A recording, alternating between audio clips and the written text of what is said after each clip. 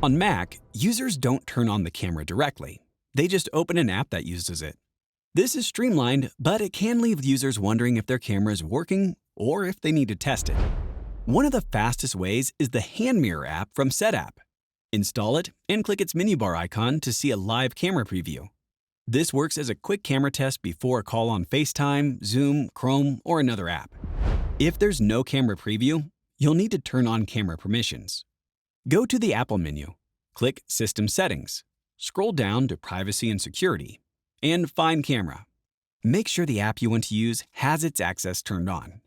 You can also test your camera in Spotlight. Press Command plus space, type Photo Booth or FaceTime, and press Return.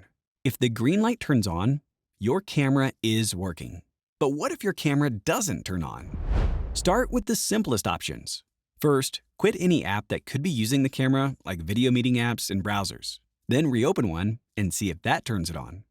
Next, try restarting your Mac to see if a quick update fixes it. If you want to zoom into your video feed, search for Magnifier in Spotlight and press Return. Or if you notice your face is dark in your video, you can use a built-in Tahoe feature called Edge Light. While recording a video, a green camera icon will appear in your menu bar. Click it and toggle Edge Light to create an illuminating ring around your display.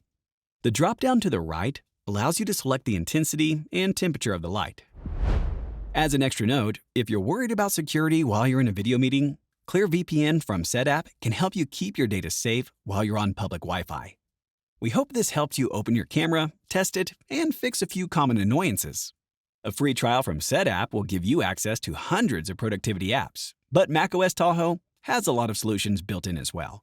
Subscribe for more tips and guides on core macOS features, and be sure to leave a comment. See you in the next video.